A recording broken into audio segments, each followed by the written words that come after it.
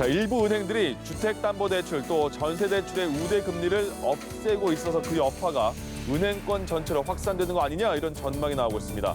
자, 은행들이 우대 금리 축소에 나선 배경을 살펴보겠습니다. 자, 그리고 중국 정부가 군과 공공기관에서 미국의 테슬라 전기차 사용을 제한한다는 보도가 나왔습니다. 자, 화웨이를 둘러싼 미국과 중국 간의 사이버 보안 논쟁이 테슬라로 옮겨 붙은 모양새입니다. 이 내용도 지금부터 확인해 보겠습니다. 경제 읽기 브리핑이었습니다.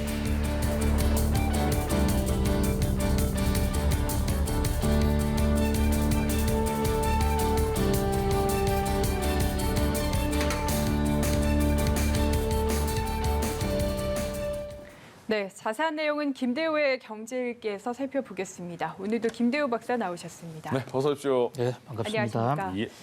최근에 금융권이 신용대출, 주택담보대출, 전세대출 할 것 없이 금리를 다 올리고 또 우대대출 금리는 축소를 하고 있거든요. 어떤 이유가 있을까요? 예, 은행들이 지금 우대 금리를 일부 조정하고 있다라는 얘기가 상당히 지금 주목할 만한 경제계에 파문을 던지고 있는데요. 네. 현재 지금 은행들이 그 일반적인 대출, 신용대출이라든지 주담대라든지 이런 대출 금리는 이른바 코피스 금리라고 연동이 돼 있어요. 그래서 자금 조달 금리, 평균 금리로 하기 때문에 은행들이 마음대로 올렸다 내렸다 할 수는 없습니다. 예. 그래서 코픽스 금리가 올라가면 금리를 올리고 이러는데 지금 우리나라의 코픽스 금리는 한때 좀 올랐지만 지금 전체적으로는 상승세가 아니거든요. 네. 오히려 일부는 코픽스 금리가 지금 내려야 되는데 일부 은행들이 우대 금리 축소란 교묘한 방법을 통해서 실질적으로 대출 소비자들에게 부담을 가중시키고 있다 해서 지금 문제가 되고 있는 것이거든요. 예. 우대금리라는 것은 저 말도 틀렸습니다. 지금 사실 경제학적으로 보면 할인금리를 얘기하는 건데요. 네. 우리가 이제 대출을 해줬다가 자기 은행 사용 실적이 많으면 예. 조금씩 할인을 해줍니다. 네. 카드 사용 실적이 많거나 또는 다른 은행의 돈을 자신 은행으로 가져온다거나 자동 이체 실적. 그래서 그동안에 0.4%까지 금리를 할인해 줬거든요. 이거를 이제 새로 계약을 맺는 분부터는 0.2%로 내리겠다. 이렇게 이제 선언을 한 은행이 신한은행, 농협은행, 우리은행 세 개가 이제 출연을 했어요. 네. 그러다 보니까 이게 전 은행으로 확산되는 것이 아닌가. 가뜩이나 지금 미국에서 국채 금리가 슬금슬금 오르면서 고금리 시대가 혹시 오는 것은 아닌가. 이런 우려가 있는 차에 소비자 보호에 가장 앞장서줬으면 하는 그런 이 대표적인 제1금융권인 은행들이 앞장서서 지금 할인 금리를 깎는 예. 일종의 편법이죠. 금리를 안 올리는 것처럼 하면서 실질적으로 부담은 더 씌우는 이런 지금 방법을 사용하고 있다. 이래서 지금 문제가 되고 있습니다. 그러네요. 지금 가계빚이 굉장히 많아서 그럼 일반 대출한 일반인들은 굉장히 부담스러울 수도 있는 상황이잖아요. 그렇습니다. 그런데 은행은 왜 그런 거예요? 그리고 어떤 대책이 또 필요하지 않을까 이런 생각도 들고요. 예, 이게 지금 은행들에게 물어보면요. 왜 이래 갑자기 할인 금리를 깎는 방식으로 해서 실질적으로 대출 금리를 올리느냐. 네. 이랬더니 대부분 은행들이 한결같이 하는 대답은 금융위원회 때문이다. 예. 금융위원회가 최근 들어서 이 신용대출이라든지 또는 가계대출을 전반적으로 줄이라고 계속 행정 지도를 하고 압력을 넣는다. 그렇다면 대출을 줄이려면 예. 대출에 대한 역 인센티브를 주기 위해서 대출 금리를 올리는 수밖에 없는데 현재 대출 금리는 코픽스에 연동이 돼 있으니까 그건 손을 댈 수가 없고 예. 할인 금리 요걸 손을 댄다. 이렇게 얘기하고 있는데 정작 금융위원회에서는 우리는 그런 적이 없다. 예. 가계 대출을 좀 관리를 엄격하게 해달라고 그렇지 금리를 올리라는 얘기는 하지 않았다. 그러게요. 이러거든요.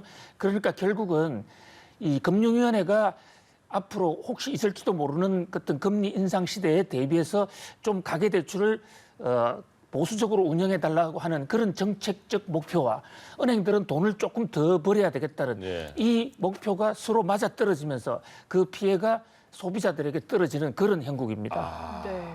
그런데 이렇게 우대금리가 축소됐다고 해서 갑자기 또 대출을 줄일 수는 없잖아요. 특히 지금이 봄철이라 뭐 이사, 결혼 시즌이랑 맞닿아 있어서 좀 걱정이 커지는 것 같습니다. 그렇습니다. 지금 그 금융위원회가 지금 가계 대출을 좀 그 관리를 해달라. 특히 지난해 연말에 우리 가계 대출이 1,000조가 넘었었습니다. 예. 거기다가 올해 들어서 특히 전세 대출 이게 폭발적으로 증가를 했거든요. 그래서 좀 엄격하게 관리를 해달라.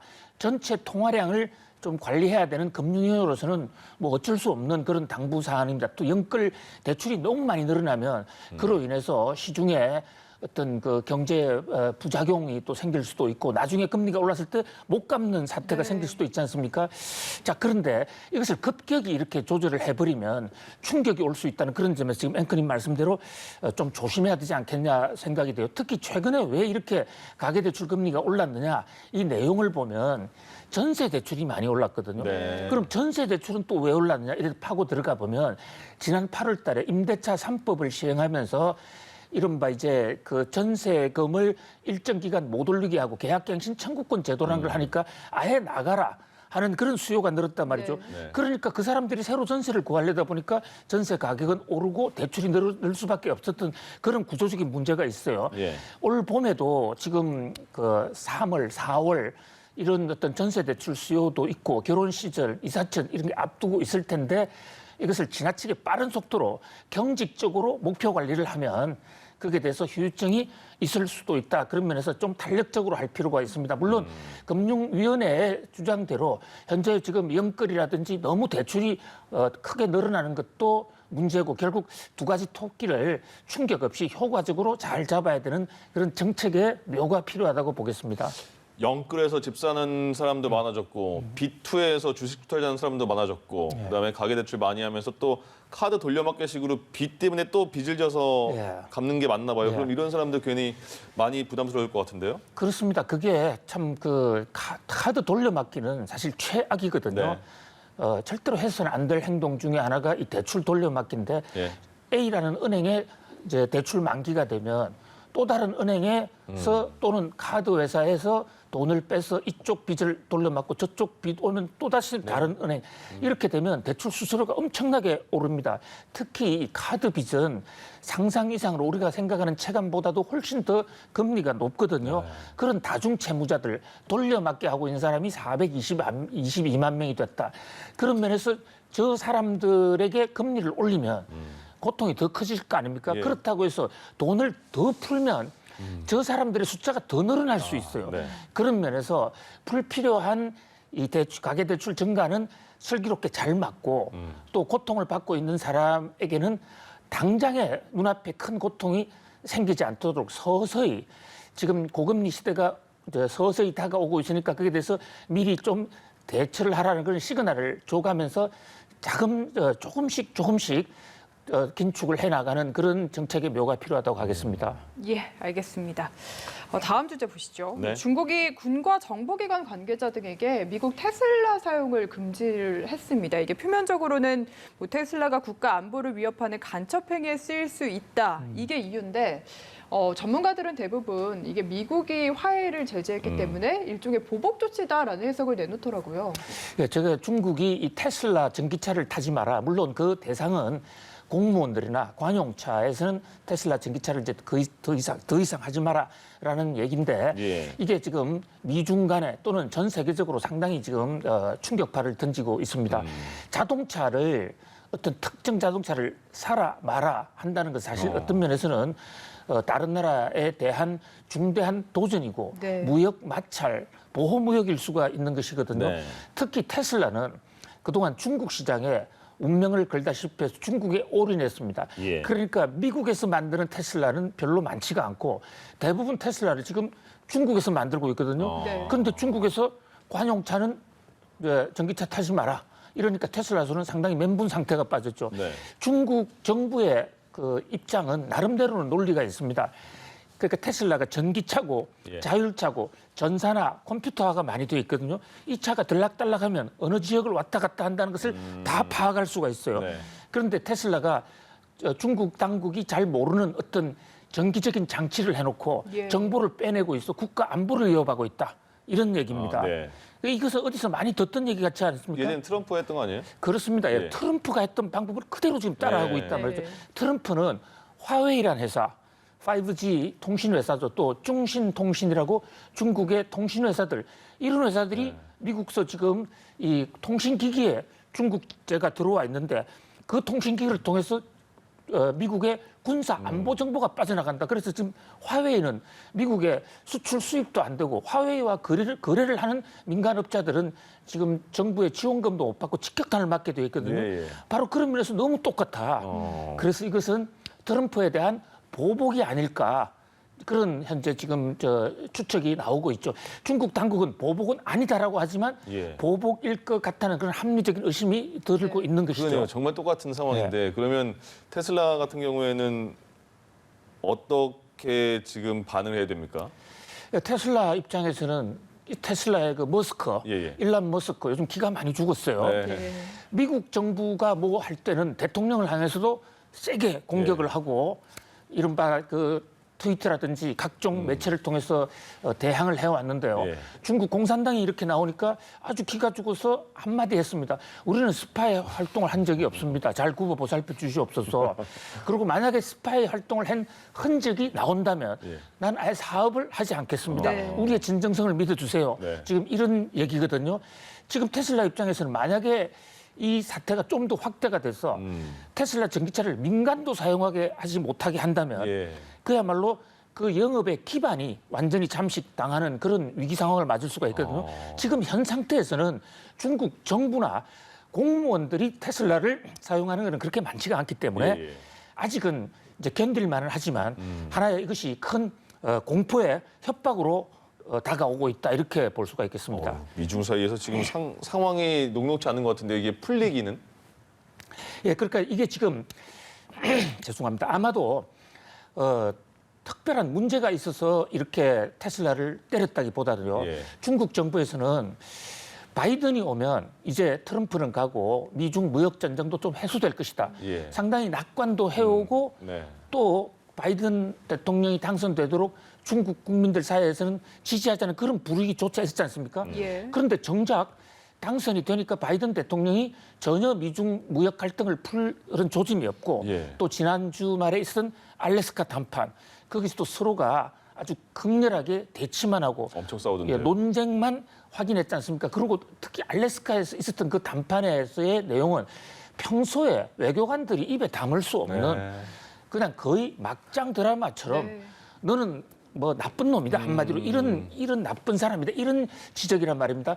그런 면에서 알래스카의 협상이 사실상 결렬되고 그 직후에 테슬라를 향해서 이렇게 나온 것은 중국이 이제 본격적으로 미국에 대해서 보복을 할 수 있다는 그런 신호탄을 보여주는 거. 예. 앞으로 바이든 대통령이 좀 더 나오면 다른 분야에도 공격을 하겠다라는 것을 보여주는 하나의 협박이다. 또 지금 미국과 유럽에서도 중국을 향해서 대대적인 보복 조치를 여러 개 지금 꺼내놓고 있거든요. 예. 자칫 잘못하면 트럼프 시대보다 훨씬 더 강력한 무역 전쟁이 생길 수도 있고요. 또 한편으로 생각하면 일부 전문가들은 네. 저렇게 서로가 말로 주고받는다는 것은 대타협을 하기 위한 전초전이다. 너무 걱정할 것은 없다. 원래 새벽이 오기 전에 해가 한 번 더 밝는다. 이래서 두 가지 좀 엇갈린 시선이 나오고 있습니다. 예. 네. 그리고 또 이게 전쟁을 전면전으로 가기가 어려운 게 중국에서 보복 조치를 한다고 해서 미국에만 피해가 가는 게 아니라 결국에는 중국에도 피해가 올 수도 있는 거 아닙니까? 그렇습니다. 서로가 지금 물려 있어요. 지금 단순하게 테슬라를 공격한다 하면 일론 머스크가 피해를 받는다 이런 정도가 아니고 지금 테슬라란 회사가 중국에 들어가 있고 고용은 중국 사람들을 하고 있단 말이죠. 그 밖에 지금 부품 관계에서는 우리나라 또 LG화학이 테슬라에 배터리를 납품하고 있습니다. 네. 그리고 우리나라는 그 배터리를 중국에서 만들고 있어요. 이게 세 개가 지금 하나씩 너무나 많이 물려 있기 때문에 어떤 회사를 공격한다 해서 그 공격이 상대방한테만 가는 것이 아니라 돌고 돌아서 자신들에만 오는 이런 부메랑 효과도 상당히 많은 것이거든요. 예. 그런 면에서도 서로가 좀 자제를 할 가능성이 있다. 그러나 지금 정권 초기에 바이든 대통령으로서는 여기서 양보하기 굉장히 어려운 게 미국 국내적인 상황에서 네. 트럼프 대통령이 중국을 공격해서 많은 인기를 얻었단 말입니다.